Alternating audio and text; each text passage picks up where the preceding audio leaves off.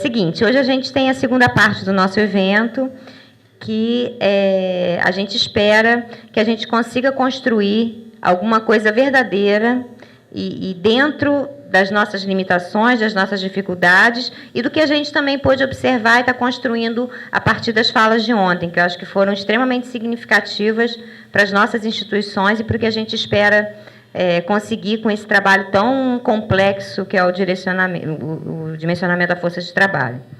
Nem a Dulce fala já o redimensionamento, né? A gente está galgando ainda, acho que a maioria, o dimensionamento. Então, por isso que a gente usa mais a terminologia de dimensionamento. Então, assim, a gente colocou, vocês vão se separar de acordo com os seus grupos, daqui a pouco a gente vai para as salas, né? O Rafael e a Aline, no segundo andar aqui, então a gente vai para as salas com vocês, a gente vai estar meio que organizando. E a gente colocou aí no folder que a gente queria construir esse trabalho a partir de um direcionamento, porque é muito complicado a gente construir a partir das nossas impressões, das nossas experiências, sem que a gente possa direcionar. Então, eu queria que, assim, uma pessoa de representante de uma de dois e uma de três, já levanta a mão de aí que possa estar escrevendo, que a gente construiu as perguntas agora com base no que a gente viu ontem. Né? Então, a gente achou melhor primeiro esperar o que ia acontecer ontem para a gente já tentar construir um direcionamento com base nas exposições de ontem. Então, tem algum representante de aí que possa já escrever, um de dois e um de três, só para anotar quais são as perguntas direcionadas? As três aqui? Amanda, Lia e Aninha. Pode ser? Então, o que a gente vai estar discutindo nesses grupos, né? E aí a gente, à tarde, vai apresentar aqui na plenária para tentar tirar uma posição única para apresentar no encontro nacional. Então, o que já foi feito nas instituições, porque, na verdade, o objetivo é a gente mesclar, né, encontrar alguns denominadores em comum. Primeiro, então, o que foi feito em cada instituição, que já caminhou com base no que a gente, principalmente no que a gente ouviu e na nossa prática. Quais foram as dificuldades encontradas, não importa se o que foi feito foi muito incipiente para o que a gente viu ontem. Né? Eu acho que cada dentro da sua perspectiva e da natureza da sua instituição, já caminhou alguma coisa. Então, não importa o quão embrionário e incipiente foi esse trabalho, mas, a partir de cada uma das experiências, a gente sabe e já consegue identificar dificuldades reais. Então, quais foram as dificuldades? Sugestões para minimizar as dificuldades. E ontem ficou muito claro para a gente aqui na escuta, principalmente com a contribuição do Paraná, do Triângulo Mineiro e nas falas da UF e que de casa, às vezes, a gente esquece, né? E da Dulce e da Carmen, que tem algumas coisas, alguns problemas que são praticamente intransponíveis, né? A gente viu questões judiciais que a gente, de fato, não consegue resolver. Tem situações, fazer concurso, por exemplo, sem a descrição de cargo já no PCCETAI aprovada, isso é um nó para todas as instituições. São dificuldades que todos nós identificamos, mas que a gente sabe que, para esse momento, dependem muito mais de instâncias que estão acima da nossa autonomia do que de alternativas que a gente possa encontrar. Isso não quer dizer que a gente não possa construir nas nossas questões alternativas minimizadoras das dificuldades que dependem do Ministério da Educação, até porque eu acho que reforçam a necessidade que a gente tem de um esforço de que as coisas sejam mais agilizadas, com mais rapidez, para que a gente possa, pelo menos no que depende do MEC, estar caminhando melhor. E com base ontem nas informações que a Dulce trouxe para a gente, quanto às diretrizes, depois eu vou passar com as furas diretrizes, que serão adotadas para o MEC para a construção da matriz, porque ontem ela já deu um monte de cola aqui para a gente, né? Que diretrizes que eles pensam como norteadoras do nosso processo de dimensionamento. O que mais a gente pode, dentro da nossa expectativa e da nossa experiência, apontar como diretriz necessária? Porque a visão que eles têm lá no MEC, mesmo que orientada e agregada com o que o pessoal da Andifes, da própria Comissão Nacional de Supervisão aponta, muitas das vezes é diferente do que a gente na ponta percebe todos os dias. Então, eu acho que a gente tem que, a partir do que ela trouxe, se for o caso, apontar coisas que não devam estar ou incluir outras que devam compor essa matriz que eles entendem enquanto Ministério da Educação. A gente estava conversando hoje de manhã, eu e a Aline, que a gente fica muito inseguro na hora de construir qualquer balizador, e eu não sei se o Paraná sentiu isso, quando a gente imagina que a qualquer momento vem uma diretriz que vai totalmente de encontro ao que a gente pensa em construir. E se ela vem numa diretriz em forma de decreto, ou de lei, ou de portaria, orientação normativa, a gente vai ter que dar seguimento a isso. Então, meio que ficar no meio do caminho. Então, como trabalhar com isso? E, com base até nessa nossa preocupação, o que é possível fazer até que essa matriz seja concluída pelo MEC? Né? O que a gente pode caminhar, em que direção a gente pode seguir até o momento em que isso esteja acontecendo? Porque o quanto mais adiantado a gente estiver, melhor, porque a gente já sabe que é um trabalho muito complexo, muito difícil, e que não envolve só orientação interna, normatização interna, envolve, de fato, um envolvimento de toda a gestão, de todos os servidores, e aí a gente sabe o quanto isso implica e impacta nas nossas ações e nas nossas dificuldades. Então, eu vou passar mais ou menos as diretrizes que a Dulce deu ontem, que a primeira foi número de técnicos administrativos distribuídos pelos níveis C, D e E, né? Excluindo aí a questão do A e B. Eu não sei se a gente vai poder contabilizar, para mim não ficou claro ontem, na hora que a gente for pensar nessa matriz, pensar em como terceirizar esses cargos de A e B, e aí me vem muito a vocês da Federal de Lavras, né, que fala a questão do auxiliar de agropecuária. Era uma realidade nossa também, antes que a gente tinha o Colégio Agrícola, Nilo Peçanha, e o Colégio Delfonso Bastos, que ficavam um em Bom Jesus e um em Pinheiral, que agora foram agregados pelos IFETs. E a gente tinha essa dificuldade antes dos colégios agrícolas saírem, porque eles faziam sempre esse questionamento para a gente. O que a gente vai fazer com os nossos auxiliares de agropecuária? O cara que bota a mão na massa, ele é o auxiliar de agropecuária, não tem outro cargo para substituir. Né? Então, essas dificuldades, como mensurar isso dentro dessa diretriz que a gente quer pensar? Será que a gente vai poder incluir essa conta da terceirização? É uma coisa que para mim não ficou muito clara ontem, não sei se para os senhores ficou. E aí vem número de matrículas, para a gente tentar entrar naquela relação aluno técnico-administrativo. Essa relação, eu imagino que o MEC vai estar dando para a gente, né? Pelo menos foi isso que eu entendi. A gente está imaginando isso. A questão da oferta de cursos em diferentes áreas de conhecimento, e aí a especificidade de cada instituição, né? Com a vocação de cada uma. E aí, já pensando quem mais está voltado para a área de saúde, pensando na questão dos laboratórios, qual é a natureza dos cursos que a gente tem, como é que a gente constitui isso. A oferta de curso noturno, número de campi fora da sede, região geográfica e a questão da graduação presencial e da pós-graduação stricto sensu que ela falou. Oi, tá. Então, onde vocês pararam, meninas?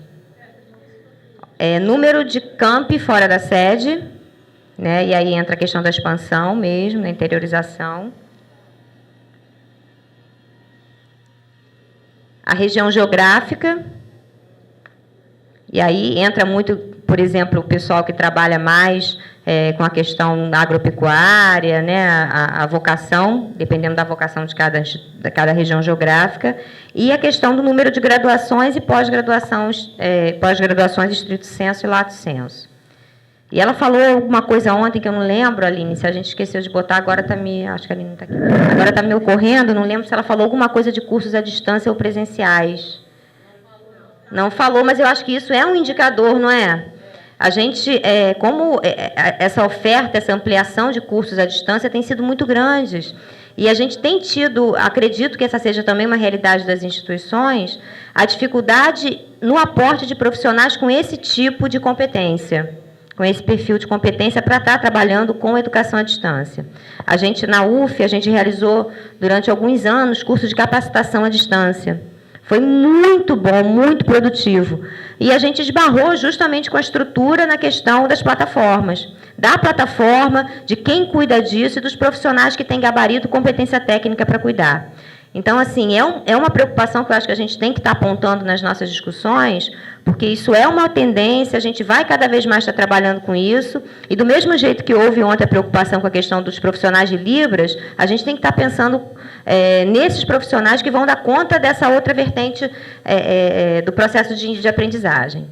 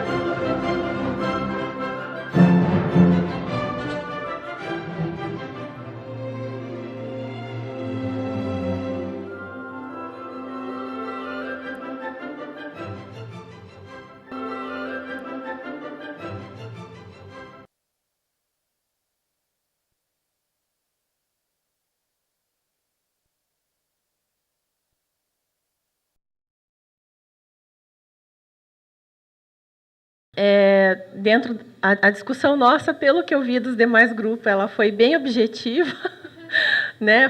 Foi breve, assim, a gente tentou uma discussão bem objetiva. E nós, então, de início, fizemos um breve relato das experiências de dimensionamento nas instituições que estavam ali presentes. Falamos das dificuldades para a reposição de pessoal nos quadros internos, ou seja, quando é feito um concurso público, hoje, até por conta do quadro referência, a maioria das instituições exige que a vaga ela volte para o setor, para a unidade de origem, né? Os RH estão sendo cobrados disso. O mapeamento do processo de trabalho unificado para as instituições. Até o colega não está aqui agora, mas o que ele colocou é que cada instituição tem o seu jeito de trabalhar. Cada instituição faz o seu processo de trabalho. E isso é difícil para quando você vai exigir vagas no MEC, que você vai pedir vagas no MEC, isso ele entende que é um fator complicador, porque eu posso ter um processo de trabalho mais objetivo e mais rápido, mais ágil, e outra instituição pode ter um processo mais longo de trabalho. Então, ele acha que essa questão de ter um dimensionamento para cada instituição, cada instituição faz o seu, dentro da sua realidade, mas isso, na hora de negociar vagas com o MEC, seria um complicador por conta do processo de trabalho de cada um. E a integração entre as unidades, porque isso também acho que é comum às instituições, que uma unidade não conversa com a outra, né? Cada um olha mais para a sua situação particular. Eu preciso de um servidor. Assim, tudo bem, eu tenho 10 na minha unidade e eu tenho uma outra, que é minha vizinha ali, fechada, mas eu quero continuar com os meus 10. Eu não posso ceder um para a unidade do lado também poder dar atendimento, né? Esse é um exemplo. Bom, daí nós falamos sobre a situação das instituições quanto ao dimensionamento. Das instituições que estavam ali no grupo 3, todas iniciaram pelo menos um processo da proposta de dimensionamento. Ninguém assim nunca discutiu ou nunca viu, não. Todas estão iniciando ao menos uma discussão. Algumas mais adiantadas, outras um pouco menos, mas não é um assunto estranho para nenhuma delas. E assim, as instituições elas apresentam então diferentes estágios de desenvolvimento do trabalho. Nós do Paraná temos uma, né, de São João del Rei tem outra.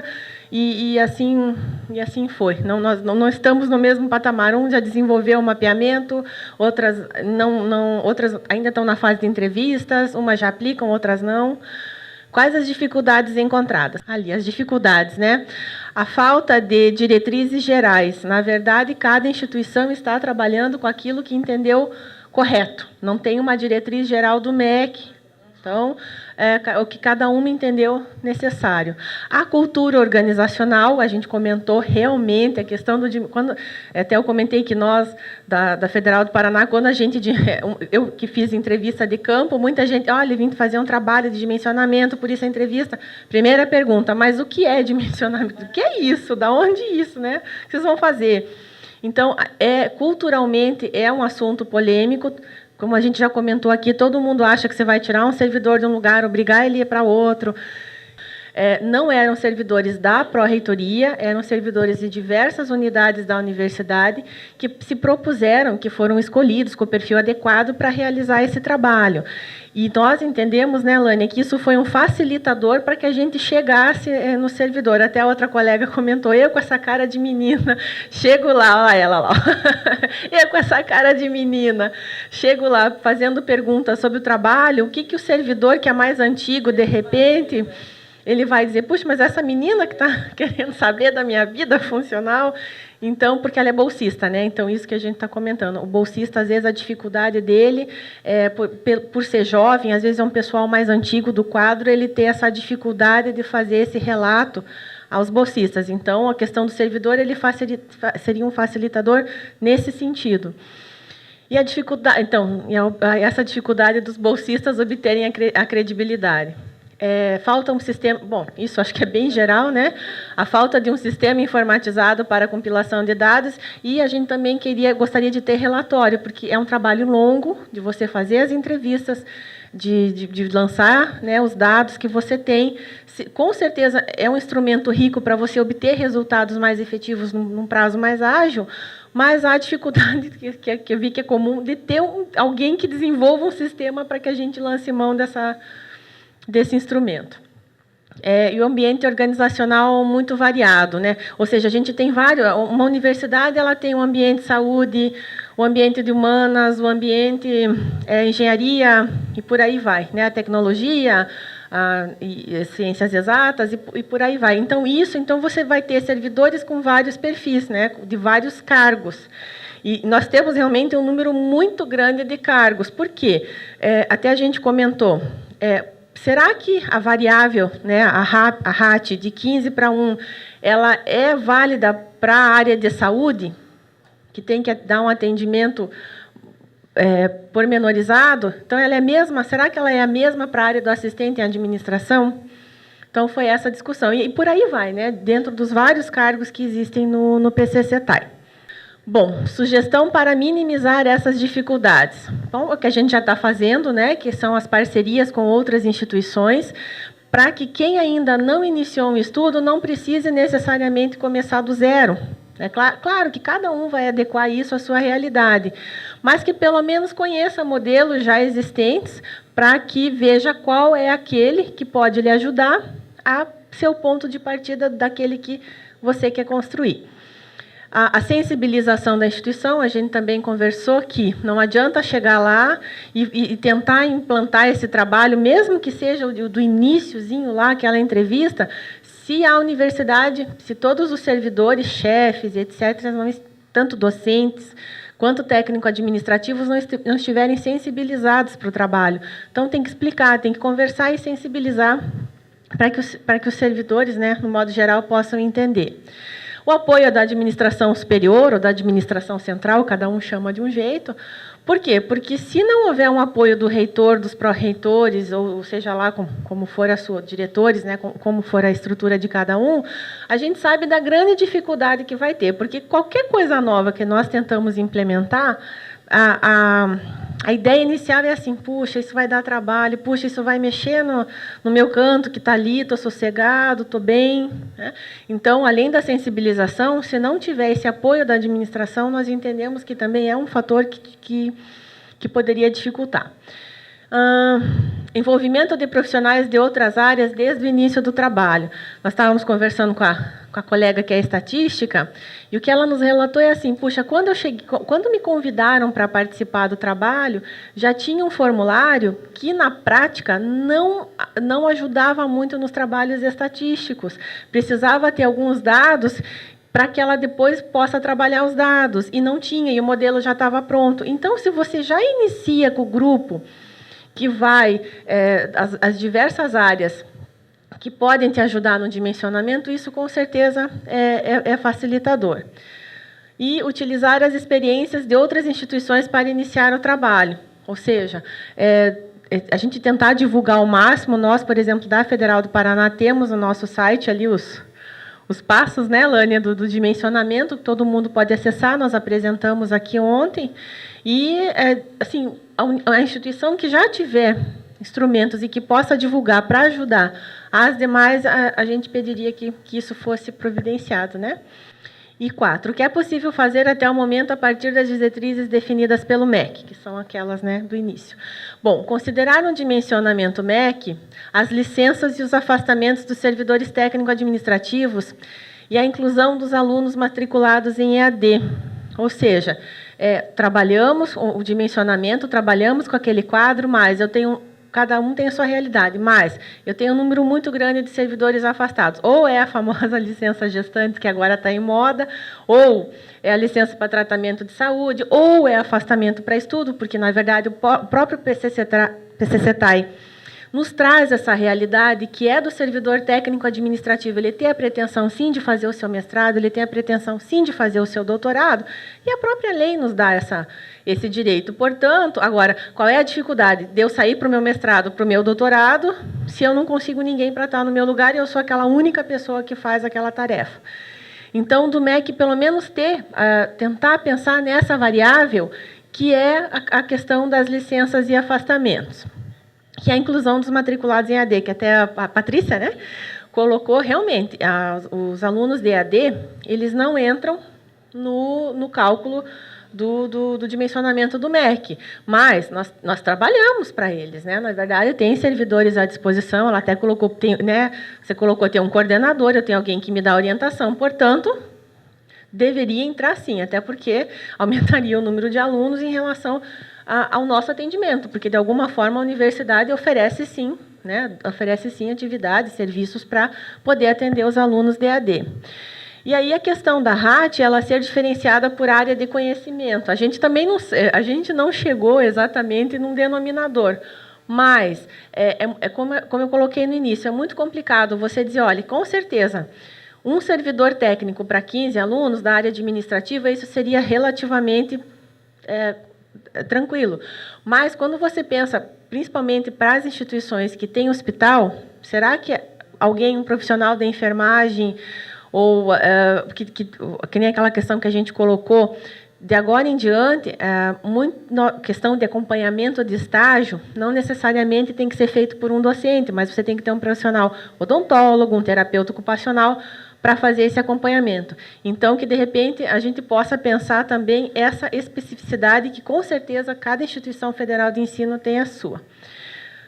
Basicamente, do grupo 3 é isso. A gente discutiu muitas coisas, né? Mas, resumindo tudo que foi colocado, é essa a nossa contribuição. Tá bom? Obrigada. Vimos relato das instituições. Cada um realmente está, obviamente, num estágio, né?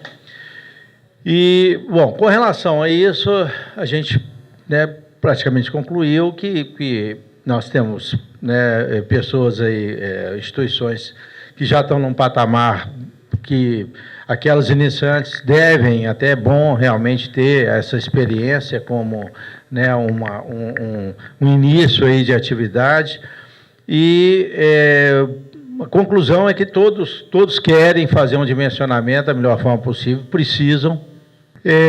A gente praticamente chegou que nós temos, assim, grosso modo, classificando, temos 3 estágios. Temos, assim, um grupo que está começando mesmo, um estágio intermediário e um grupo mais avançado. Esse grupo mais avançado, igual foi as apresentações de ontem, seria o Paraná, né, e a Federal do Triângulo Mineiro. Né, e excelente, todo mundo achou muito bom as experiências deles e parece que já tem até visitas aí marcadas, outros querendo ir. E agora, tem alguns pontos, né, que, principalmente da questão metodológica, que parece que é um nó mesmo para a maioria que está começando.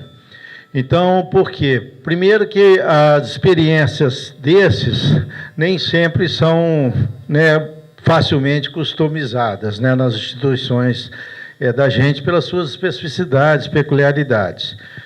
Então, por exemplo, lá na Federal de Minas Gerais, foi feito até um trabalho de ir nos órgãos, nas unidades acadêmicas, mas, assim, uma avaliação nossa, desse grupo novo que está na ProRH, foi feito um trabalho muito, assim, muito sem metodologia mesmo, sabe? Foi feito reuniões com os grupos e tudo, levantados os problemas que tinham, mas, assim, sem uma caracterização, padronização do levantamento. Então, tem um relatório conclusivo, mas, assim, que você vê que ali é uma choradeira, às vezes, de um diretor de unidade, sabe? Não é uma coisa mais dados levantados, mais criteriosos, né, numa análise. Então, eu acho que isso é característica de falta de metodologia, né? Aplicação de formulários, né? A gente tem muita preocupação também, porque o resultado, né, o que a gente vai ter disso aí, depende muito realmente da elaboração de formulário. De repente você levanta uma infinidade de informação e não consegue nem tabular isso. Uma outra questão, até que a gente conversou, aí eu acho que vai estar até na da universidade, lá nós estamos muito pensando na questão dos processos, porque no próximo CNDP vai ter uma discussão, talvez uma deliberação sobre as normas, né, sobre o manual de normas, digamos assim. E são mais de 100 normas, né, Larissa? Isso, para nós lá, vai ser um primeiro um marco para a gente começar a trabalhar nos processos. Porque, a partir dessas normas, nós temos já as rotinas, né? Mas, a partir dessas normas, de cada norma, a gente vai fazer a nossa rotina, atualizar a nossa rotina. E a estratégia que a gente está pensando é, a partir dessa rotina, né, bem elaborada, você tem ela replicada em N setores distintos, que fazem a mesma coisa. Então, esse mapeamento do processo de diversas rotinas, a gente já vai padronizar, independente de onde ela é executada, né? Eu acho que a gente vai conseguir dar uma impessoalidade para esse tipo de rotina. Então, só por si só, esses processos já vão diminuir essa pesquisa de campo que a gente pretende fazer. Então, são caminhos que a gente está pensando na elaboração da metodologia. Bom, então, está lá? Vamos ver aqui o levantamento que o grupo fez, assim, a situação que está. Apesar do meu óculos, você pode aumentar um pouquinho. Bom, começamos com o Cefet, o Eduardo, né? Que a coisa completa aí, Eduardo. O Cefet, né, eles estão nessa fase de fazer mapeamento dos processos, levantamento de atividades, as atividades que são realizadas. Estão iniciando os trabalhos com os formulários, coleta de dados, mas ainda não aplicou os formulários, né? Então, estão na elaboração dos formulários, não é isso? Estão em análise. Dificuldades apontadas, foi resistência por parte dos servidores, e deram essa sugestão, tem que fazer uma sensibilização, isso é um ponto comum, né? Com relação a esse trabalho, né, junto às chefias e também junto aos servidores, obviamente. Bom, a UFLA, Federal de Lavras, está com reestruturação da área de pessoal, Estão fazendo a reestruturação lá, criando a Pró-Reitoria de Gestão de Pessoas e outras áreas afins. Estão batalhando vagas no MEC, e a parte de dimensionamento ainda não começaram. Eles estão realmente lá fazendo toda essa reestruturação da área de gestão de pessoas. Estão com falta de pessoal, parece que só lá, né? E buscando experiências bem-sucedidas para iniciar os trabalhos. A Unifal já está numa fase um pouquinho mais avançada e já iniciaram os trabalhos, já tem uma comissão constituída, já definido uma coleta de dados, né? Até estão utilizando sistema online, né? Formulários online, e estão trabalhando com essa metodologia. Buscando a metodologia, né? Buscando experiências bem-sucedidas, inclusive para iniciar esse trabalho. Até essa questão dos formulários eletrônicos, né? Parece que é uma novidade, né? Interessante. E isso, apesar de dar, talvez, o preenchimento de formulário com alguém, né? Um questionário ali frente a frente, mas se você fizer um formulário eletrônico, né? Para depois você tabular os dados e poder cruzar, isso realmente facilita bastante. Então, assim, tem que ver os prós e os contras aí, né, desse tipo de método, né? É mais quantitativo. Mas é o que a gente estava até falando. Você, quando abre campos em formulário, campo aberto para a pessoa escrever, num universo de, sei lá, 1.000 servidores, por exemplo, 4.000, igual aqui, por exemplo, na UF, 4.000 servidores, né, 4.000 e pouco, campo descritivo aberto, para você fazer essa análise, tabular isso aí, criar um banco, não é um trabalho fácil, né? Então, tá bom, aí. Não sei, pegar... Você tem hoje softwares inteligentes que pode trabalhar a palavra-chave, né? Mas mesmo assim é complicado, sabe? Então, isso aí é mais direto, né? Bom, as dificuldades da Unifal, rola aí um pouquinho. Identificar as competências e transformar em números, padronizar atividades por cargo, categoria, unidades. Eles já mapearam as atividades, já tem os números de servidores de AE e número de servidores. Levantamento das necessidades em cada campus, são vários campos, né? Cadê o Carlos? Né? Acho que ele não está aqui, não. São diversos campos, até não sabia, tantos campi, né, que eles têm. Não tem um modelo, mas estão considerando a relação aluno-TAI. Fizeram o mapeamento já dos cargos de chefia, solicitaram novas FGs e CDs, tem carência disso. Eles não têm uma comissão formada, é o próprio grupo de trabalho da gestão de pessoas deles.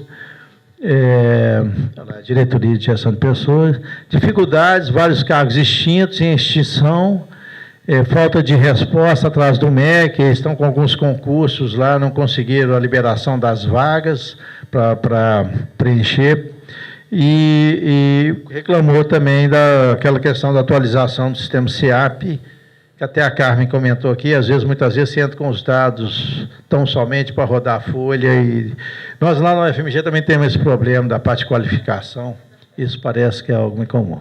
Bom, da UFMG, a gente está iniciando os trabalhos, na verdade foi feito trabalho que eu estava dizendo antes, mas assim, uma avaliação mais grotesca, um pouco sem metodologia, uma coisa muito assim, do CI, conversar com o diretor, com as chefias, ir anotando e vendo a carência, como é que está, sabe?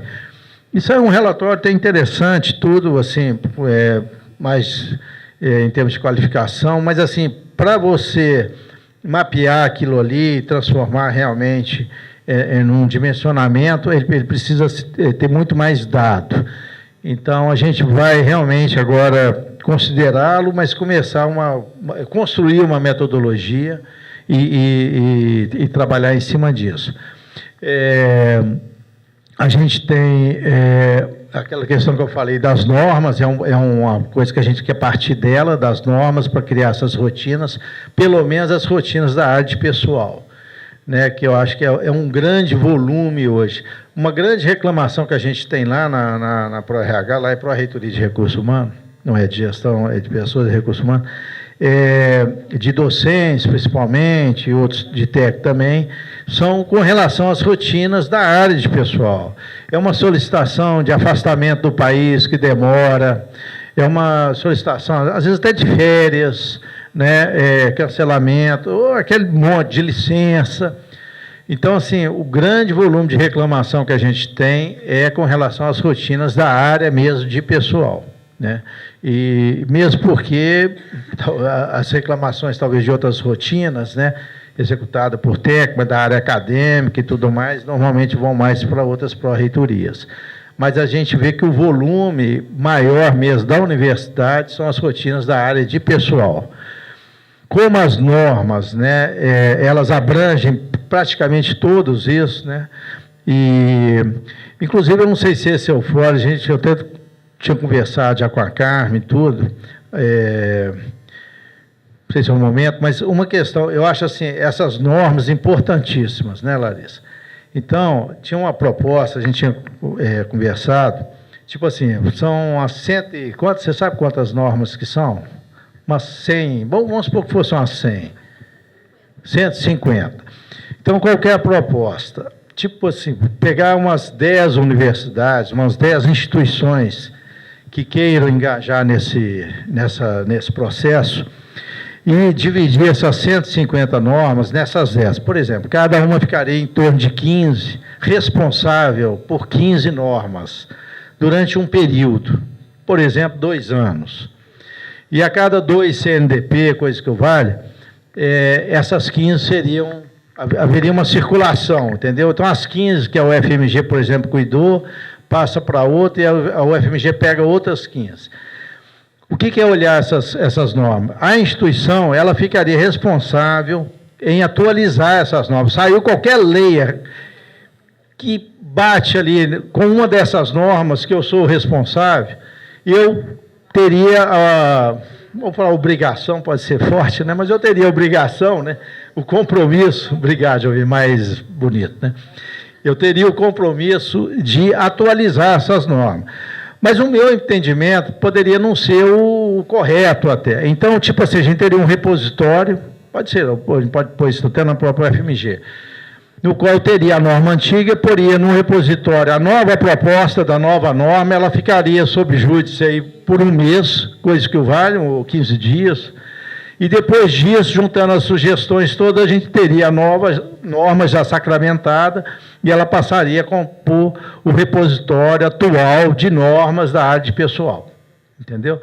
Porque hoje, cada um de nós cuidar de 150 é difícil. E essa pulverização, se bem feita, bem coordenada, não só vai, né, trazer maior conforto, no sentido de você ter que trabalhar com menos coisas, como também você vai ter, na medida que você tem menos normas para cuidar, você vai aprofundar nelas. E com o rodízio, você vai acabar, depois de um certo período, tendo se aprofundado na sua grande maioria. É uma proposta, tá, Jovino? Depois, deixa eu voltar para o assunto principal aqui. Mas a gente quer se basear muito nessas normas para fazer nossas rotinas e o dimensionamento vai passar bem por aí. Muito bem. A questão, outra preocupação grande nossa é com relação ao dimensionamento de chefias, da questão das lideranças, dos coordenadores, dos chefes, né? Porque muitas vezes o mau funcionamento, né, de um setor e tudo está realmente na chefia, que não olha, não passa o serviço, não coordena. Então, eu não sei muito bem como que a gente vai fazer isso, né, trabalhar exatamente na questão das chefias, mas, assim, lá, pelo menos, muita gente vira chefe, assim, da noite para o dia, sem qualquer preparo, né, simplesmente porque não tem ninguém, você pega, põe, a pessoa não tem o menor tato para, né, ou então tem tato demais, e aí é complicado. Bom, aquilo ali, porque é o seguinte, a gente passou por um problema, por um processo agora, recente, porque nós estamos num procedimento lá de não deixar vago. Estamos fazendo um concurso, assim, por concurso mesmo. Tem até que olhar aquela questão que falou do prazo eleitoral, né? E temos agora, para nomear sei lá quando, um quantitativo razoável de assistentes. Então, como fazer essa distribuição? Né? Nós estamos vivendo isso lá agora. E nós dividimos entre unidades acadêmicas e as administrativas, entendendo que as unidades acadêmicas, por exemplo, assistente administrativo, a gente entende que um assistente administrativo que trabalha na faculdade de Direito, ele vai fazer as mesmas atribuições de um que trabalha na Escola de Belas Artes, ou na FAFIS, Faculdade de Filosofia e Ciências Humanas, ou na Medicina. O que vai diferenciar é o volume de trabalho. Mas, assim, se ele trabalha no setor de pessoal, por exemplo, de cada uma dessas unidades, o tipo de trabalho, né, o serviço que ele faz é basicamente o mesmo. Então, como quantificar que para um eu vou mandar 2, para outro eu vou mandar 5... Né? Então, a gente fez aquele, mais ou menos, tipo, até esses parâmetros do MEC, que foi a parte de matrícula, olhando a matrícula relativizada, além da absoluta, quer dizer, o aluno ele é da engenharia, ótimo, tem um peso. Agora, esse aluno da engenharia, metade das matérias ele faz no ciclo básico, lá que chama ISEC, Instituto de Ciências Exatas. Então, isso foi computado, relativizado também. Aí, a parte de pós-graduação, docentes, quantitativo de docentes, e nós consideramos também o quantitativo de técnico administrativo, porque os técnicos demandam também de outros técnicos também. Então, a gente colocou um peso nisso também. Então, foi mesmo planilha, uma coisa bem assim, você tem X disso, isso, e chegamos. Pegamos o quantitativo de hoje, fizemos uma base em 100, e vimos, então, a Escola de Arquitetura tinha que ter 12 técnicos, 12 assistentes. Pela nossa matriz, lá tem 15. Então, lá está sobrando 3. Então, aquilo que foi dito aqui, nós não vamos tirar 3 de lá, né, obviamente, mas não vamos repor. Sabe? Então, isso, atualmente mesmo, saiu na semana passada, nós fizemos isso lá. Sabe? Então, a gente está considerando isso, mas não é uma análise qualitativa ainda, nós ainda não fizemos análise de processo e tudo, sabe? Isso rolou já? Bom, isso que eu acabei de falar, né, a questão dos processos das áreas acadêmicas e administrativas, distribuir os cargos na universidade, faltam critérios pré-definidos, dificuldade na carga horária de servidores. Isso aí é o seguinte, gente, é porque é o seguinte, nós temos lá muito problema, talvez vocês também tenham, de carga horária de servidor. Né? Tem alguns lugares lá que a pessoa trabalha 3 horas, de 9 a meio-dia, né? Ou de 2 às 5. E lá na UFMG, nós estamos colocando o ponto eletrônico com 8 horas. A partir de outubro vai ter isso lá, eu tenho que falar isso, porque... Não vou dizer que nós conseguimos, não, nós está conseguindo, porque está um enfrentamento forte. A greve lá começou antes da greve nacional por conta disso. Aí era ponta eletrônica, então quero que o professor também, tal, mas a legislação isenta o professor. Então ponto eletrônico com 30 horas. Né? Agora é 30 horas sem ponto. Está evoluindo as reivindicações. Mas o reitor está peitando mesmo. Isso é um outro problema que a gente está tendo, né? Um clima que não tá fácil mesmo. E então, eu não sei. E foi reclamação dos próprios diretores mesmo dessa questão. Que eu acho que a gestão de pessoas na universidade, principalmente nas áreas acadêmicas, ela é complicadíssima. Porque os gestores normalmente são docentes. Os docentes, a prioridade dele não é a gestão. Não é a pesquisa, é a aula. Então, isso não é questão errado, não. A lógica é essa, entende? E a lógica, por outro lado, adotada pela direção da escola, é sempre colocar professor para dirigir unidade, departamento, até, obviamente, curso, colegiado de curso, coisa que vale, tudo bem. Então, assim, eles não têm paciência, não querem entrar realmente na questão da gestão. Então, o dimensionamento ali, toda vez que você vai, ele quer mais servidor. O cara pode estar falando, mas tem gente trabalhando 3 horas aqui, ele fala, eu não vou enfrentar, eu não vou me desgastar com isso, me dá mais 2 que eu ponho à tarde, entendeu? E é complicado. Então, isso é uma realidade, Eu não sei se com o ponto eletrônico, às 8 horas ali firme, vai resolver isso. Bom, aí saindo da UFMG, tem agora que é a Federal Fluminense, já foram aí, né, mapeadas as macroatividades em 6 meses, já tem uma metodologia definida, formulários elaborados estão sendo aplicados, já foram aplicados em cerca de 14% dos servidores. Foi realizada uma pré-análise do que foi aplicado, mas ainda não falou o resultado, não sei, essa é uma pré-análise, né? E estão estruturando mapeamento de processo no âmbito da Pró-Reitoria de Gestão de Pessoas como piloto. Quer dizer, a própria Pró-Reitoria de Gestão de Pessoas está sendo usada como piloto, né? Então, estão aí no meio do caminho, aí ainda, né? Já esse grupo aí que estaria das universidades, já com processo um pouco mais adiantado. As dificuldades, a greve, resistência dos servidores em responder os questionários, muita gente, quantitativa elevada de servidores distribuídos em diversos campi, organizar os UORGs no CIAP, né? O CIAP, notícia, porque a gente tem tido muita dificuldade também com o CIAP, e uma das coisas que a gente sabe é que está sendo desenvolvido um novo sistema. E muita coisa fala que vai ser o novo sistema. Então, eles não estão querendo realmente trabalhar muito. Agora, tem muita coisa que o sistema atual permite, e é uma questão nossa mesmo de atualizar, né? Então, bom, Paraná, que é uma dessas mais avançadas, já mapearam as atividades, contribuições de todas as unidades, estão em fase de aplicação. Aplicação de quê? Do dimensionamento. Bom, do dimensionamento.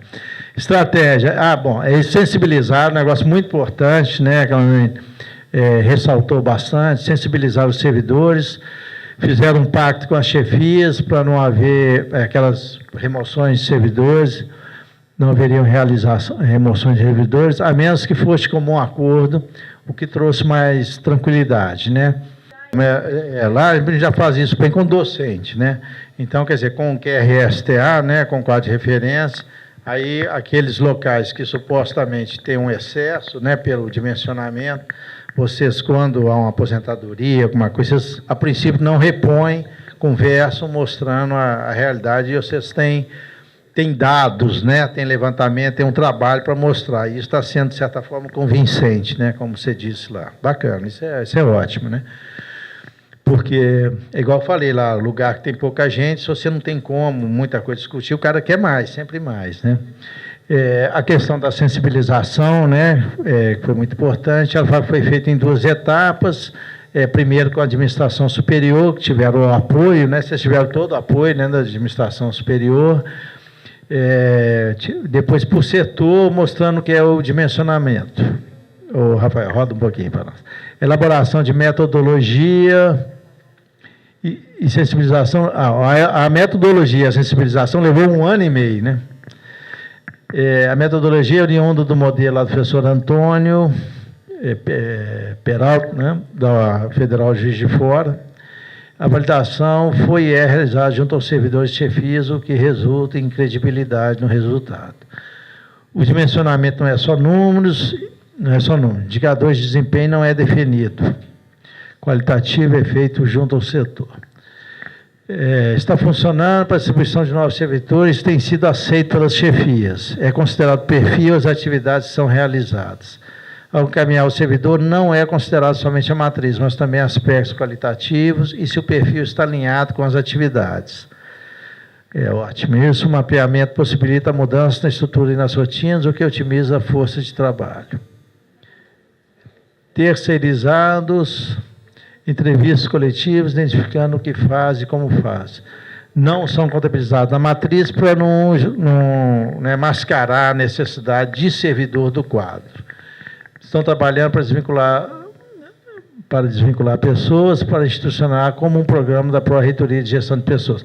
Isso aí é porque estão querendo passar a bola. Então, é porque é aquela história, né? Você vai desenvolvendo um trabalho, você acaba virando a mãe do trabalho, ou o pai, né? E depois precisa sair, ou seja, tentar institucionalizar mesmo, deixar o setor, quem está no setor, cuidar, né? E não exatamente aquele ou aquela pessoa, né? necessidade de institucionalizar é isso. Ainda não leva em consideração avaliação de desempenho e capacitação, mas estão trabalhando nesse sentido.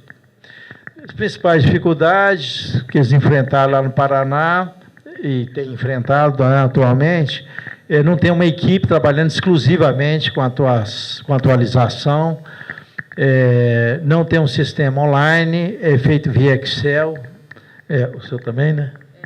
Via Excel, será desenvolvido e integrado com o sistema de gestão de pessoas, quer dizer, isso é uma intenção, né, de que seja integrado com o sistema maior de gestão de pessoas. Falta de profissionais de TI, bem como alta rotatividade desses profissionais. Tem dificuldade realmente de atualizar as atividades, né, porque mudam as rotinas, né, os serviços mudam, a própria informatização, né, vai entrando, vai mudando. Isso tem que ter uma atualização constante. O número de servidores é a dimensão da universidade, que é muito grande lá no Paraná, né, precisa ter menos servidores para ficar mais tranquilo, com muita gente, né? Ser menos trabalhosa, né?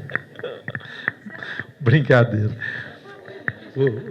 O Triângulo Mineiro, a Federal Triângulo Mineiro, que é junto com a do Paraná, que estão mais avançada, aplicação de formulário, foi feita a aplicação de formulário em cada setor, foi feita a sensibilização dos servidores e das chefias, né?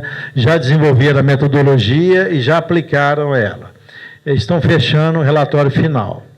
No ambiente de trabalho, foi feito um levantamento do perfil ambiental, as funções, rotinas, produtos finais, análises, as desconformidades, peso maior no que influencia na matriz, conformidade por nível.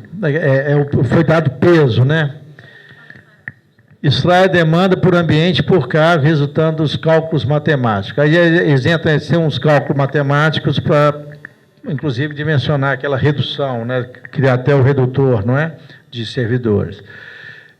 O quadro é atualizado sempre que há uma aposentadoria, exoneração, vacância. Então, como tem essa integração entre as planilhas de perfil humano e perfil ambiental, quando você tem uma aposentadoria, uma exclusão, você permite ver a reposição, né? O perfil humano foi feito também, o outro formulário, que coletou horário, alotação, carga horária, competências, o setor, tudo. Ele é cruzado com o formulário ambiental, resultando em relatórios parciais, fazendo resultado. Está mudando, com isso estão conseguindo mudar a cultura e melhorando a aceitação. As principais dificuldades que eles encontraram lá foi não ter um sistema, né, específico para isso.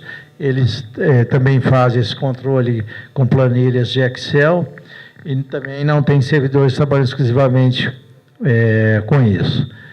Bom, então é o seguinte, como eu estava dizendo no início, a gente tem realmente algumas iniciando, como a própria UFMG, tem algumas um estágio mais avançado, como a Fluminense, né? Lavras não, Alfenas, né? E algumas bem mais avançadas, como o Paraná e o Triângulo Mineiro.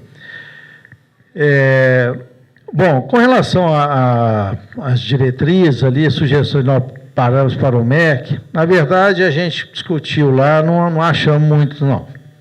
Acho que a questão ali, matrículas, número de cursos, as especificidades, né? Talvez a questão do curso à distância, você caracterizar as áreas, né? A gente comentou, tipo assim, talvez a eficiência da instituição, mas ao mesmo tempo a gente acha que isso pode ser um parâmetro, como é que a gente diria, prejudicial por um aspecto. Mas, por outro lado, eu acho que a instituição que está indo bem tem que ser premiada também, né? Então, talvez as próprias instituições que estão com processo de dimensionamento bem feitos, né, talvez possa ser um parâmetro para você utilizar. Mas no que eu estava falando, mais seria assim, esses parâmetros mesmo que o MEC utiliza, a CAPES, né, de programas de pós-graduação, de conceito CAPES, performance no ENAD, entendeu? São parâmetros que dão eficiência, na eficiência da instituição. Mas, por outro lado, às vezes, uma que não está bem, esse parâmetro, ela não está bem exatamente porque ela não tem recurso humano. Então, você vai puni-la mais ainda. Né? Então, assim, é um parâmetro que tem que tomar muito cuidado, né? Ao analisá-lo. Mas foi isso, gente. Então, assim, na verdade, a gente até nem chegou a colocar, que já eram, sei lá, quase uma hora, mas foi muito rico, foi bastante interessante, as experiências dos outros, tudo. Tá bom? Obrigado. Bom, pessoal, acho que assim como os outros grupos, a gente discutiu muito de tudo. É bom quando a gente vem aqui que a gente acaba desabafando, né? Trazendo nossos problemas, mesmo que são os problemas são comuns, mas a gente sai do nosso lugar, né, de trabalho para vir aqui desabafar com os colegas. Então, assim, foi muito rica a nossa discussão. A gente tentou, com a ajuda de uma colega que é super... Cadê ela? Não queria falar na ausência dela. Uma colega que é super criteriosa e sempre nos trazia para a discussão, porque a gente dispersava. Isso, Renata. Com agradecimento à Renata, porque a gente acabava dispersando e ela sempre nos conduzia, mas dispersando para uma discussão também bastante crítica. A gente tentou pontuar, de acordo com a proposta do pessoal da UF, e aí trouxemos o que já foi feito em cada uma das instituições que tínhamos representantes presentes. Acho que já foram vastamente tratados o caso da UFTM e da Federal do Paraná. Né? A Federal do Paraná, eu acho que é o nosso benchmarking. A gente fica no site deles direto há muito tempo, tentando ver quais foram os caminhos, quais foram as dificuldades. E, assim, já que as colegas se deixaram abertas a nos receber e tal, a gente até ontem já fez uma conversa para fazer uma imersão mesmo e verificar como é que foram as dificuldades, porque nós estamos num processo mais embrionário. Bom, então, o que foi falado da UFTM?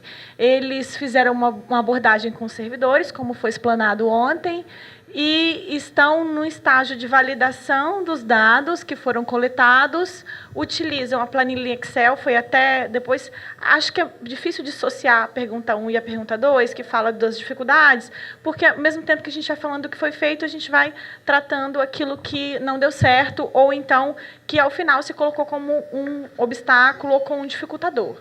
Então, a questão do sistema Excel, como as colegas colocaram ontem, por ser uma base de dados muito complexa e que tem que ser atualizada de forma muito dinâmica, acaba se colocando como um dificultador. Né? É um sistema precário. A questão da influência cultural, que eu acho que todos nós, tanto de universidades como de institutos, a gente tem essa marca, e a questão também da falta de diretriz, que os ministérios ainda estão por nos propor uma diretriz que a gente possa seguir, que nós tenhamos uma diretriz pelo menos mais clara do que foram os decretos anteriores de 2006, que falam do plano de desenvolvimento, que eles são muito amplos e acabam deixando a gente com muito mais dúvida do que a gente já tinha.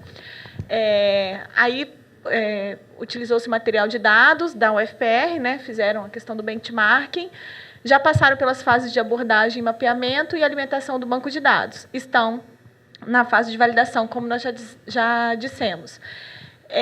Essa questão da despolitização, só para contextualizar, eu coloquei toda a nossa dificuldade na Universidade Federal do Espírito Santo, que, assim, não é que seja uma dificuldade, é uma situação com a qual a gente tem que conviver todos os dias. O sindicato, ele é muito forte, o sindicato dos técnicos. Dos docentes não é tão forte lá na Federal do Espírito Santo, mas dos técnicos nós temos assim um sindicato muito presente, muito atuante, não existe diferença de servidores ou de coordenação entre a CIS, a nossa Comissão Interna de Supervisão, e o sindicato. Eles atuam muito juntos e, assim, eles fazem um trabalho de vigilância do nosso trabalho. Então, assim, eu sei que está sendo gravado, que vai ser transmitido. Isso, para a gente, não é ruim, porque eles nos ajudam, eles procuram, eles propõem melhorias no nosso plano de capacitação, mas, assim, quando eles dizem, olha, nós não concordamos com isso, a gente senta para discutir e a gente também tem que fazer concessão, senão a gente não avança. Então, assim, eles trabalham muito junto conosco. E aí, por um lado, a gente pode ver isso como um dificultador, porque os dois extremos são ruins. E aí, Ana Palmira colocou a questão da UFTM, que ela não tem essa presença tão forte, tão marcante, tão vigilante do sindicato ou da CIS, mas, por outro lado, isso traz uma despolitização nossa, né, da nossa carreira. E esse é o nosso ganho com um sindicato tão presente, tão politizado. Eu brinquei falando que quando vai fazer marcha para Brasília, como vai ter dia 18, o sindicato da UFES aluga 2, 3 ônibus que vão lotados de servidores. Então, é um sindicato muito presente, muito atuante. E quando eles vão fazer algumas ações, como fazem passeatas lá em Vitória, o quantitativo de servidores técnicos é muito grande que adere. Então, essa foi uma dificuldade que ela colocou na despolitização, que traz, né, no caso, falta de interesse dos servidores pelas mudanças políticas adotadas, além do problema com a tecnologia, que eu acho que é uma coisa marcante também nas outras. A gestão por competência, né, eles se utilizaram também para fazer esse trabalho, e o questionário de levantamento de dados também ajudaria, no caso, no dimensionamento também para a questão da gestão por competência. E nós tivemos uma fala de uma colega, ela pediu desculpa, disse que não estaria por conta do mau tempo, teve que viajar, da UFRJ, né, a Federal Rural. Isso. Ontem eu não as vi, não sei se elas estavam aqui, mas acabaram não relatando, mas eles fizeram um trabalho muito interessante. Bom, de forma geral, então, eu acho que da UFRJ era isso, o que eles fizeram. A outra coisa só que a gente queria destacar, a Federal Rural adquiriu um software que eles serão treinados, agora, acho que em agosto e em setembro, para fazer análise qualitativa, ou seja, um software que trabalha com análise de conteúdo desse material que eles coletaram. Porque a moça até falou que ontem os bolsistas ligaram dizendo que eles conseguiram fazer a conferência do conteúdo, do material que já foi coletado. Mas agora eles vão passar para a fase de transcrição do material e análise quantitativa. Mas eles adquiriram um software que eles serão treinados em agosto e setembro só para fazer análise qualitativa desse material, que é um software de análise de conteúdo. Bom, acho que agora é a Unifal, o nosso colega está aqui. Eu acho que não tem, assim, o pessoal já colocou bem no outro grupo, né, falou do que está acontecendo lá. Eu só queria dar um destaque para quando ele questionou, mas isso não é só quantitativo. A ideia de usar um sistema web para coleta de dados, teve até uma discussão na última reunião que a gente falou, né, que você coleta esses dados, primeiro, hoje em dia a memória é uma coisa barata. Então, não tem mais que discutir se vale a pena ter um banco de dados ou não. Você coleta esses dados via web, você pode brincar com esses dados à vontade. E não é quantitativo, ele é qualitativo. Por quê? O servidor entra no sistema e ele vai espontaneamente descrever a atividade que ele faz. Então, é qualitativo nesse sentido, que é a percepção que o servidor tem do que ele faz. Então, vai ter um momento que nós estamos discutindo metodologicamente isso, que a gente possivelmente vai pegar isso e vai categorizar isso em termos de competência instalada, ou melhor, competência demandada pelo serviço dele, entendeu? Então, eu não sei como é que a gente vai concluir isso, né? Que a gente saiu daqui com bastante ideia, mas existe uma tendência, não sei se o Júlio está concordando, da gente ir para o paradigma da gestão por competências mesmo. Acho que a gente vai seguir esse caminho, não sei se vai seguir, mas a ideia do sistema é essa, é uma coleta de dados qualitativa. Aí depois tem todo o processo que a gente ainda não fechou, então não vale a pena aqui falar. Mas basicamente é isso. Está sendo desenvolvido um sistema web. Tem um detalhe que eu achei interessante, na porta a gente conversou, dessa inversão de lógica, né? Que geralmente o cara de TI, ele acha que é ele que é o cliente do processo, né? Ele trata a gente como o fornecedor. Então ele determina o sistema para nós e não ouve a gente nas nossas variáveis. E nós não temos esse problema, nós temos o Kleber lá, que é um cara que é muito solícito. Então eu acho que ele está ajudando muito, porque o sistema web que está sendo desenvolvido, ele simplesmente vira e fala, o que vocês precisam? Vocês querem o quê? Vocês querem um ambiente para coletar? Tá. Vocês querem um ambiente para tratar? Vocês querem um ambiente para categorizar as competências? Essa interface gráfica, entendeu? Existe uma predisposição desse técnico de TI. E eu acho que isso vai fazer com que a gente avance muito nesse sistema, né, de uma plataforma web para não só coleta, mas gestão disso, pensando na ideia de que o dimensionamento é um processo contínuo. Então, vocês imaginam se vocês conseguissem ter um sistema web permanentemente online, que a qualquer momento que ocorra uma mudança numa atividade que o servidor faz, ele entra nesse sistema e já altera isso lá, entendeu? Com o CIAP dele, entra com o CIAP dele e fala, nesse momento eu já não faço mais essas atividades, eu mudei, eu passei a fazer essas.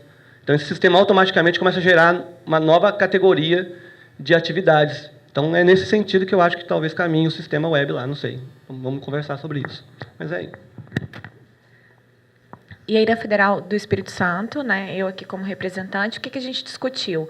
Bom, a gente tem uma equipe lá de uma pró-reitoria de planejamento que vem trabalhando essa questão do planejamento estratégico, da definição dos macroprocessos. Recentemente, até teve um evento com todas as pessoas que ocupam cargos na alta hierarquia da administração, todas as pessoas que são servidores que têm função de confiança, que têm função comissionada, na expectativa de validar os macroprocessos da universidade e aí, né, quais são as metas no nível macro da universidade para fechar a mesma questão do planejamento estratégico e do PDI que realmente reflita a realidade da universidade e o que a universidade quer.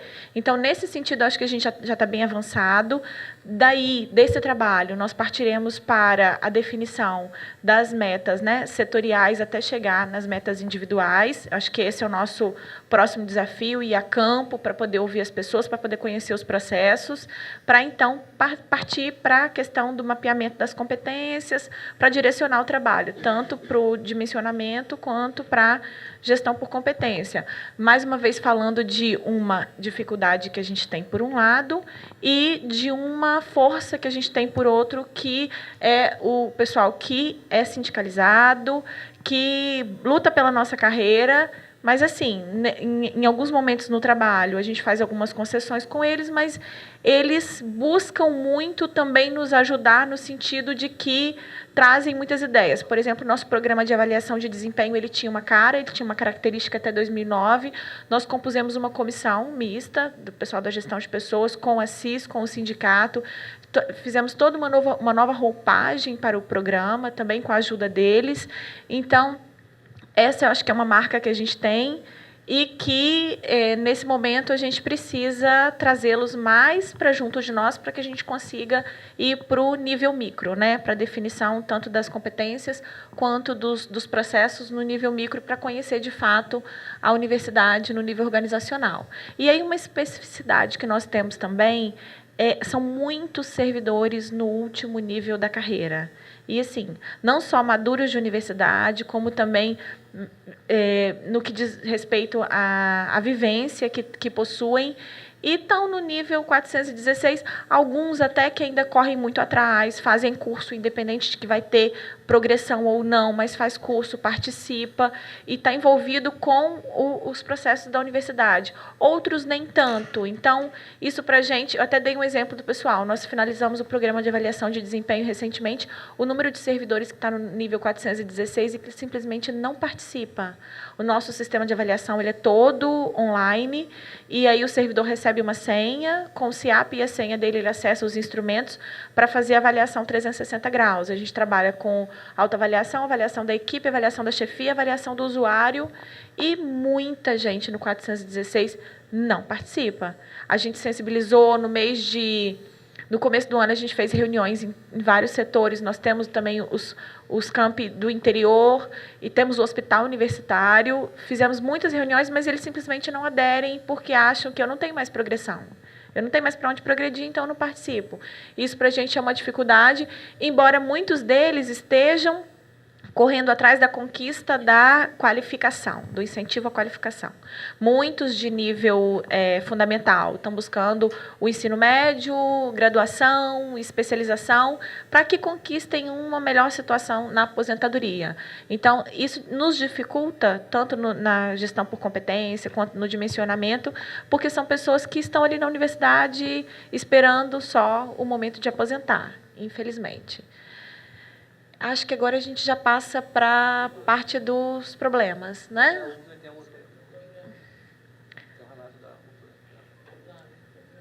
O relato da UFLA, isso, o relato da UFLA. Os problemas com os programas de gestão de pessoas por travamentos no planejamento, eles ainda estão em fase de pesquisa bibliográfica. Isso. Eu queria dar um destaque para uma reflexão que o pessoal da UFLA trouxe, que foi de uma certa ingerência que o planejamento acaba tendo sobre a gestão de pessoas em alguns momentos, né? Eu acho que ela não levantou assim de uma forma tão, mas assim ela quis dizer o seguinte: em muitos momentos tem muitas decisões que são tomadas no planejamento, e ela até fez essa reflexão. Parece que isso acontece no nível macro, tanto quanto no nível micro, ou seja, não microestacional, mas pensando em termos de governo, né? O governo federal O MPOG ele acaba tomando decisões que dificultam a área de gestão de pessoas e poder, com autonomia, fazer a gestão de pessoas.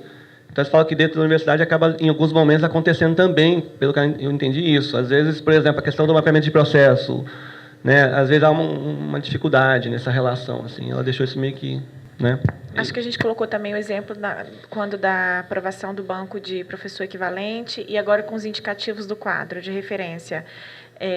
Eles fazem a gestão em Brasília, em função de todas as informações que eles possuem, e aí fecham esse número, enviam, e na nossa realidade a gente entende que não é possível, a gente faz uma defesa, porque eles abrem o prazo para a defesa, fazemos a defesa, colocando as nossas especificidades, as nossas necessidades, e a gente tem a sensação de que muitas vezes não são consideradas ou não são ouvidas. Acho que foi nesse sentido que a gente acabou exemplificando. Bom, e aí teve, então, a UF. A criação do PDI no período 2008 e 2012, eles fizeram um período, pelo que eu entendi, grande, né, da parte da pesquisa bibliográfica. Bom, gente, eu vou falar o que eu ouvi de vocês. Se vocês quiserem, pode ficar à vontade para interromper. É até bom o nosso distanciamento, que eu acho que o que eu entendi de você, que vocês já fizeram, foi isso. Escolheram, né, qual tipo de gestão, com base na bibliografia que vocês estudaram, que seria adotado no caso da gestão por competência. Vocês fizeram um mapeamento das competências, do impacto da capacitação e do dimensionamento da força de trabalho por meio de um projeto piloto que foi dentro da Pró-Reitoria de Gestão de Pessoas. Esse projeto piloto, pelo que eu entendi, foi validado na Progep e agora esse método ele vai ser expandido para as outras unidades. A validação do método do mapeamento de competência por parte da alta gestão, como eu disse, para utilização em toda a universidade. A captação das funções... isso foi uma coisa bem interessante que foi falado, que assim, o próprio colega colocou ontem essa crítica, que o PCCTAI ele engessa muito na questão do cargo. E aí a gente deu o exemplo do enfermeiro que atende, por exemplo, numa unidade de tratamento intensivo, ele tem... De acordo com o PCCTAI, ele tem as mesmas atribuições de um enfermeiro que atende numa parte, por exemplo, ambulatorial feminina. Mas a especificidade do trabalho faz com que seja, de fato, as funções sejam completamente diferentes. E aí, o que a colega falou? Esse trabalho que fizeram, né, através do mapeamento, a gente chama de cargo em função do nosso plano de carreira, mas, de fato, o que a gente está tentando mapear são as funções que os servidores desempenham no cargo efetivo ao qual eles ocupam. Foi mais ou menos isso. A gente chama de cargo porque a gente tem essa situação, mas o de fato que a gente está querendo mapear são as funções que a pessoa desempenha. É isso? É isso. Então, o início foi por meio do mapeamento dos processos, que os resultados foram adicionados aos resultados do mapeamento de competência, do dimensionamento e do impacto da capacitação. A ideia de que servidores de nível C, D e E são potenciais gestores, aí isso criou até uma discussão em relação à importância da gente inserir no plano anual de capacitação a questão da capacitação de gestores. Aí coloquei até o caso da Federal do Espírito Santo, que a gente tem muitos docentes em função de gestão, e principalmente docentes que os que ingressaram recentemente vão direto para a coordenação de curso, vão direto para a coordenação de programa de pós-graduação, e aí a parte administrativa, a parte da gestão, às vezes fica totalmente por conta do técnico administrativo que ocupa ali uma função de secretário ou mesmo um assistente de administração que desempenha as funções administrativas da coordenação do curso, porque o gestor ele não tem, o docente ele não tem uma formação de gestor, e aí a importância de incluir o curso de que são potenciais gestores. É isso, né, colega, que foi discutido. Bom, a dificuldade na seleção e no treinamento dos bolsistas para atuação na coleta de dados do projeto piloto. Outra coisa que foi falado foi a resistência dos servidores de responderem aos questionários, a questão da greve que foi falado pela colega ontem, tanto a greve do ano passado, a greve desse ano. Os problemas da cultura organizacional, o acúmulo das tarefas por parte dos servidores que compõem a comissão, a gente faz tudo muito lá. Nós também, na nossa recém-criada Pró-Reitoria, a gente faz de tudo muito. E, então, acho que essas foram as principais situações que foram relatadas. Tem só uma coisa legal, né? Tem uma dica legal que a gente, quando começou a fazer o nosso projeto, a gente se encontrou numa grande dificuldade com relação a dados, a como extrair dados de coisas que eram escritas, né, descritas pelo servidor, porque a gente sentiu necessidade de incluir no nosso formulário de perfil perguntas descritivas. Embora a gente tenha tentado fazer o máximo tabulável, a gente sentiu necessidade de incluir alguma coisa que fosse descrita pelo servidor. E aí, a gente, na nossa comissão interna, a gente conseguiu, aqui na área de engenharia de produção da UF, um grupo que está atuando junto com a gente na questão dos sistemas e na questão, estão junto na aplicação do formulário e nos sistemas que a gente está trabalhando, e na tabulação e no levantamento dos dados apurados. E está sendo muito legal para a gente, porque é um know-how que a gente não tem, uma expertise que a gente não tinha dentro do nosso grupo, embora a gente tenha pessoas bastante competentes, referenciadas na área e tal, mas a gente sentiu necessidade desse cara que ia organizar e dar um sentido para o que a gente quer. Então, foi fundamental a parceria, um grupo aqui da Escola de Engenharia, e é o pessoal da Engenharia de Produção, que eu acho que sem eles a gente não teria conseguido avançar o quanto a gente avançou com todas as dificuldades. Então, vai aí uma dica, e importante assim, que a gente começou a construir o processo e já identificamos essa necessidade, já corremos atrás e já incluímos essas pessoas no processo de discussão interno. Né, antes da gente começar, antes de botar o trabalho na rua, porque eles puderam validar o formulário que a gente ia aplicar, ou seja, a gente fez a minuta do formulário, eles disseram isso dá para fazer, isso não dá, corta aqui, aumenta ali, então foi muito bacana, ajudou muito a gente. E no que a gente queria apurar, eles disseram o que dava para apurar a partir dali e o que não dava. Então, dependendo da fase em que vocês estejam, componham as equipes com profissionais específicos, porque a gente da área de gestão de pessoas, a gente entende pra caramba do nosso riscado, mas tem áreas estratégicas que a gente precisa contar com um colega de outra área, não tem jeito, tem que ser multidisciplinar mesmo para a coisa acontecer com mais tranquilidade, senão não rola, a gente esbarra em situações que a gente não vê saída. E incrível, o profissional de engenharia de produção, ele enxerga a saída mesmo, então hoje eu admiro, assim, de carteirinha esse pessoal, tá? Então, era só importante colocar isso. Bom, aí sobre as dificuldades, né? Eu acho que até aproveitar e fazer uma ponte na hora de falar das dificuldades, de uma coisa que eu achei interessante na discussão sobre a experiência da UF, que do reconhecimento da importância de que, como esse processo ele é complexo, e como ela acabou de falar aqui, né? Existe quase que uma vocação natural para ele ser um trabalho de natureza transdisciplinar, eu não diria nem inter, porque, na verdade, é uma nova forma, né? Na verdade, é uma nova forma de se entender um processo, um conhecimento que não envolve uma disciplina isolada. Quer dizer, não é uma questão só de gestão de pessoas. Ela é mais complexa, é uma disciplina complexa. Quer dizer, você transcende a ideia de disciplina, né? Por isso que eu acho que ela é mais transdisciplinar. E, por exemplo, a questão do mapeamento de processo, que eu acho que nós vamos voltar para um debate quente lá, porque, né, a última reunião que a gente teve, por exemplo, o Júlio entendia que o mapeamento de processo era uma coisa que podia ser feita num outro momento, talvez. Mas eu estou saindo hoje com mais confiança para defender no dimensionamento, que é impossível se pensar em dimensionamento se não for uma coisa trabalhada de forma paralelamente, ou seja, essas dimensões todas têm que caminhar juntas. É quase impossível, e isso no grupo lá, eu saí com essa ideia muito firme, né, na cabeça. Olha, não tem como pensar em gestão, inclusive se a gente for, e é uma tendência que eu estou ouvindo aqui, existe uma tendência muito forte para trabalhar com o paradigma da gestão por competências, só que, em geral, as pessoas esquecem que gestão por competências envolve também gestão por processos. Então, as duas coisas não podem ser dissociadas. Esse foi o que eu saí daqui com uma conclusão muito clara disso, que vai ajudar muito a gente a avançar do ponto de vista metodológico.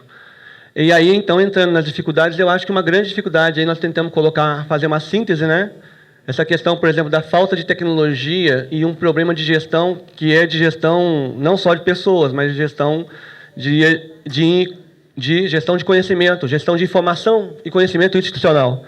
Né? Então, a ideia de ter uma tecnologia, uma forma, né, de tecnologicamente conseguir resolver a forma de você não só recolher, obter esses dados, mas também gerenciar esse conhecimento. Então, por exemplo, a ideia de uma plataforma, não sei qual que seria o caminho, mas isso é uma dificuldade que a gente entendeu ali que surge.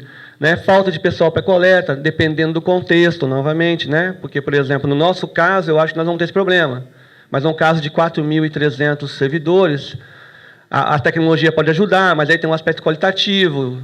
Né? Por exemplo, eu também já sei com essa proposta, porque eu ouvi umas falas que eu achei interessante aqui de entrevistas, que, por exemplo, eu acho que na Unifal, como nós temos equipes setorizadas pequenas, é possível trabalhar, por exemplo, com uma triangulação de dados, não só na coleta, ali, por exemplo, na plataforma, mas podemos trabalhar com o grupo focal, que eu acho que na Unifal vai funcionar muito bem, porque são equipes pequenas.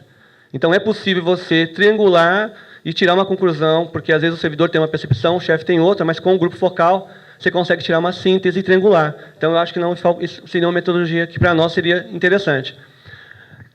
Mas aí depende da realidade de cada universidade. Dificuldades para coleta e análise dos dados quali e quant, né, que é essa ideia, quer dizer, coletar estatística, números é uma coisa, mas como é que você pega esse aspecto qualitativo da competência? Como é que você transforma isso numa matriz, de fato, né? Como é que eu tabulo isso de tal maneira que eu pego essa variável qualitativa e transformo ela num número que vai me levar a um quantitativo de servidor? Quer dizer, eu acho que esse é um dilema metodológico aí que é um desafio e é uma dificuldade. Dificuldade de base teórica para alinhar, que é mais ou menos isso que eu falei, né? Como é que você faz essa relação, né? Colher dados quantitativos é uma coisa, mas como é que você estabelece essa relação entre o que você tirou dali de informação, como é que você teoriza isso e como é que você justifica, né, constrói um modelo que, vamos dizer assim, sustente a ação administrativa, né? Eu acho que é nesse caminho a conclusão que a gente chegou em termos de dificuldades, né? E aí a gente apresentou algumas sugestões que, vamos dizer assim, atravessam essas dificuldades, né? Tem como subir um pouquinho? Bom, aí é uma questão até que eu acho que vai ser até um pouco polêmica em alguns aspectos, né? Por exemplo, nós sugerimos que, tendo em vista que o PCCETAI, embora ele tenha, né, avançado muito em termos de carreira e tudo mais, o PCCETAI deixou aberto uma série a necessidade de uma série de mecanismos e instrumentos para que ele se viabilize na prática. E nós estamos com um vácuo nisso, né? Eu não sei, a Comissão Nacional, por exemplo, eu não sei como é que é isso, eu estou meio que afastado, mas eu estou há 4 anos tentando. Eu me lembro que eu sempre entro no site lá da Comissão Nacional, eu nunca vejo nada, de fato, efetivamente produzido para dar orientação, né? Então, a gente sugeriu que, se fosse construído, saísse daqui, talvez, ou uma carta, ou uma proposição para um encontro que vai ter nacional, não é isso? De uma carta dos gestores todos, de pessoal, sugerindo, né, algumas, vamos dizer assim, inovações ou evoluções, um processo de evolução, né, desses mecanismos. Ou, na verdade, instituição desses mecanismos, na verdade, que faltam, né? Aí, dentre esses, por exemplo, alguém falou lá, eu não lembro, falaram porque eu não sou da área, de uma normativa que vai sair enviesando a análise do dimensionamento pela gestão de competências. Eu não me lembro. Vocês lembram disso? INAP? Acho que foi alguma coisa em relação ao que a Carmen apresentou ontem. Foi Carmen ou foi Dulce? Que apresentou as diretrizes, né? Disseram que isso vai sair num normativo oficial, das diretrizes para a construção dessa matriz de alocação em função do quadro de referência. E foram passados alguns pontos, eu acho que a colega Patrícia leu alguns pontos nesse sentido. E também o colega da Federal de... Cadê o rapaz? Ele podia ajudar a gente. Será que ele já foi? O colega que fez o curso da INAP foi do Benjamin Constant. O colega do Benjamin Constant. Você quer falar, Jorge, sobre o curso de gestão por competência que você fez na INAP, que eles já colocaram algumas diretrizes? É interessante a fala dele, porque a gente discutiu bastante o que significa esse paradigma da gestão por competências e que nós vamos sugerir aqui um encaminhamento no sentido de tentar, pelo menos, refletir, dialogar com quem regula isso, para que, se o paradigma que vem é o da gestão por competências, então que a universidade tenha flexibilidade para trabalhar com isso. Mas aí ele vai falar e a gente complementa para vocês verem se esse encaminhamento pode ser passado aqui. Com relação ao curso de gestão por competências que eu fiz na ENAP, o que é focado com a gestão de competência até já foi muito bem debatido aqui durante esse encontro. mapear as competências organizacionais do órgão através de levantamento bibliográfico, entrevistas, através da missão, visão e valores do órgão. Tem a parte de levantamento das competências setoriais de cada setor, através de entrevistas nos locais também.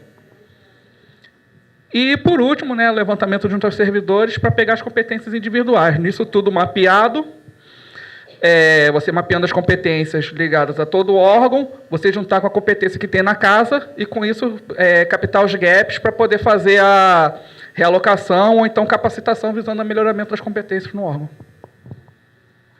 Aí, por conta desse curso que ele fez, ele começou a discutir isso, a gente chegou a uma discussão lá que a gente entrou no consenso no seguinte: pensar dimensionamento por essa linha, da gestão de competências, se a gente continuar entendendo que para cada cargo você tem funções, atribuições que estão fechadas em torno do modelo funcional, dificulta muito a gestão por competência. Por quê? Porque você pode até ter competências gerais de um cargo. Em geral, existe isso. Mas, cada instituição, o trabalho de um economista, de um enfermeiro naquela instituição, por exemplo, na Unifal, não é igual na UFTM, não é igual. Então, o que nós estamos tentando defender aqui é o seguinte, é que se mude esse modelo, que se pense o seguinte, que o cargo passe a ser identificado e qualificado, em termos, talvez, de competências gerais, que seja dada à universidade a autonomia de se definir as competências específicas, que nascem, que surgem, que emergem da sua realidade. Aí o dimensionamento num paradigma da gestão por competências passa a ter um sentido. Porque aí é possível você falar, olha, na minha universidade, nós fizemos um mapeamento do que seriam as competências demandadas pelos processos e fizemos um mapeamento das competências, entre aspas, instaladas, porque é o que o servidor tem como competência. Quando você cruza essas duas dimensões, você consegue tirar, fazer uma análise que permite, talvez, tabulação de dados, talvez por ponderação, como vocês fizeram, que permita você falar, olha, naquele setor, a competência demandada leva a uma equipe que tem essa competência. E aqui, onde eu vou localizar, então, essa equipe? Onde ela está? Essa equipe está lá? A competência está instalada no lugar? Então, é mais ou menos nesse sentido o caminhamento que a gente tinha para fazer aqui. Talvez sugerir, a Comissão Nacional de Supervisão, que seria isso, não sei, que se mude esse conceito, do conceito de cargo, a ideia de cargo definido por atribuições muito fechadas, mas que se permita um modelo onde a instituição internamente decida isso. Então, a instituição vai definir, olha, o economista, quando entra aqui, se eu vou fazer um concurso, por exemplo, eu vou avaliar, eu vou selecionar esse cara e eu vou alocar ele aqui a partir do que nós entendemos como é a competência desse economista dentro da nossa realidade. Não sei se ficou... dar flexibilidade e dar autonomia, de fato, para a área de gestão de pessoas. Eu acho que surgiu um exemplo que vai tornar mais claro essa proposta que a gente fez.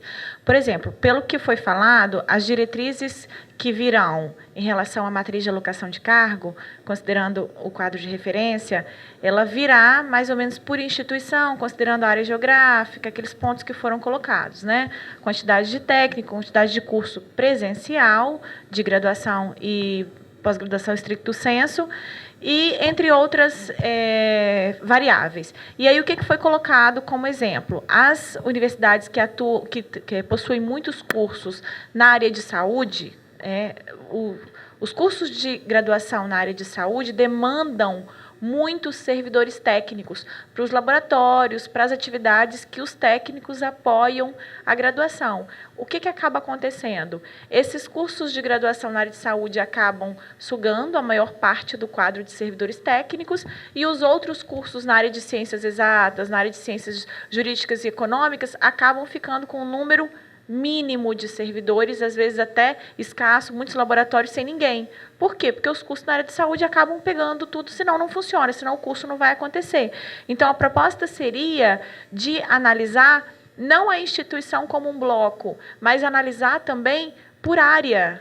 Quais instituições possuem mais cursos em qual área do conhecimento? Assim como a CAPES faz uma divisão por grandes áreas do conhecimento, também que essa análise na questão do quadro de referência e da matriz de alocação, ela fosse diferente de acordo com a área de atuação que a universidade possui mais cursos nessa área. Então, essa seria a nossa proposta.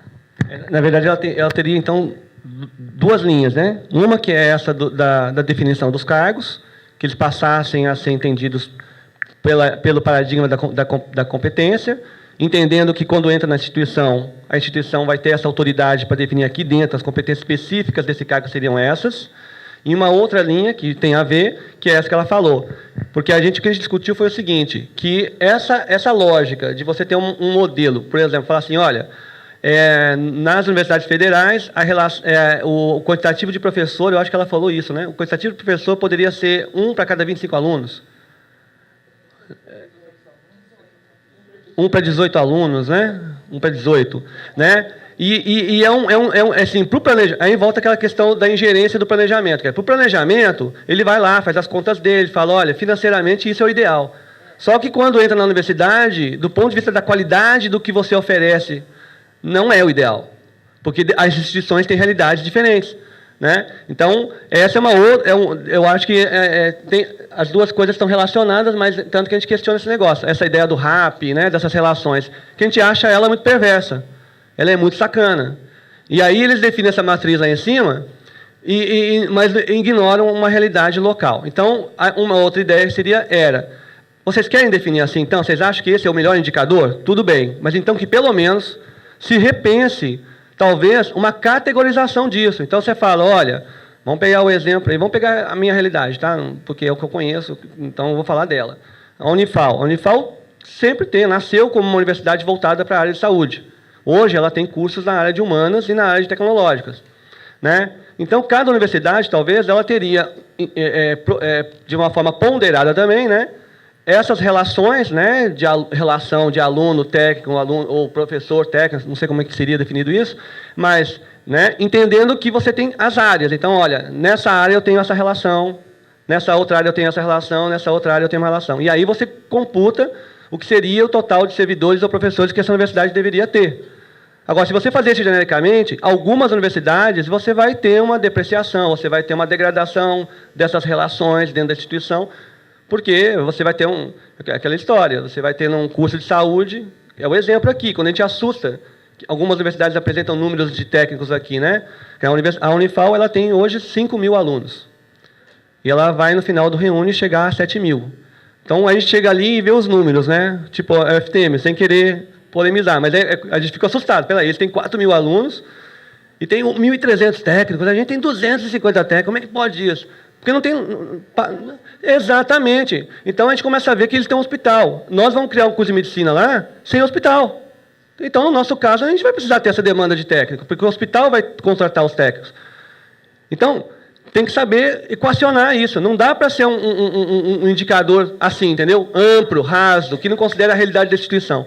Eu não sei se está ficando claro, se ficou muito complexo, mas seriam duas linhas de raciocínio que se fecham em si, né? Que é a questão da definição dos cargos, de repensar esse conceito do cargo e como ele é qualificado em termos de competência e não mais em termos de atribuição somente, e essa questão desse indicador, né? Que define a matriz, né? Seriam esses dois encaminhamentos, eu acho, né? Seriam as propostas que nós teríamos para encaminhar aí, para resolver problemas que eu acho que são muito mais sistêmicos, né? E tem os problemas que são operacionais do dimensionamento que a gente colocou lá, que é dos recursos, da tecnologia e tudo mais. Eu acho que é isso, né? Bom, então, encerrando, né? Antes de mais nada, eu quero agradecer todo o trabalho dessa equipe aqui da Universidade Federal Fluminense, que de forma tão brilhante nos agraciou com esse evento, que foi, olha, vocês estão realmente de parabéns. Como eu disse, foram uns guerreiros realmente para conseguir fazer um encontro desse nível, né, no momento de greve, que a gente sabe de todas as dificuldades que cada um teve de estar aqui. Em nome da CNDP, então, agradeço a vocês, a toda a equipe que trabalhou muito para poder propiciar esse evento, e dizer que realmente esses encontros regionais eles são muito importantes para que a gente possa levar as discussões para o nosso encontro nacional. Agora, tendo em vista essa questão do dimensionamento, vamos ver se a gente acha um espaço dentro do evento para estar apresentando o que foi trabalhado aqui nesses 2 dias, né? Realmente foi muito importante, foi muito produtivo, que troca rica de experiências e informações que nós tivemos. Então, realmente agradecer, parabenizar pela organização, pela acolhida, né? Pelo excelente evento que vocês nos proporcionaram, e em nome de toda a comissão, e também dizer mais uma vez muito obrigada.